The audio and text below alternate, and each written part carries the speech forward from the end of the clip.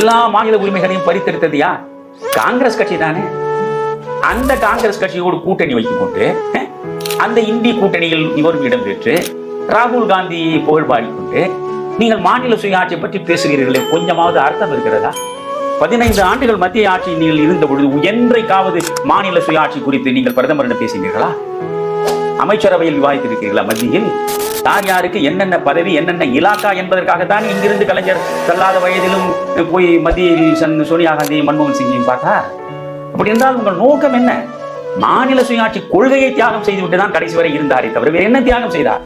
இந்த மாநில சுயாட்சிக்கு எத்தனை முறை போராட்டம் நடத்தி எதிர்ப்பு தெரிவித்து சிறைக்கு போனீர்கள்? மத்திய அரசை எத்தனை முறை நீங்கள் வலிமையாக எதிர்த்து மாநில சுயாட்சிக்காக குரல் கொடுத்தீர்கள்?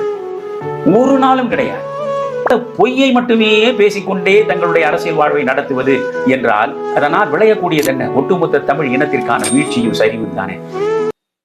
கே. பழனிசாமி என்னும் நான்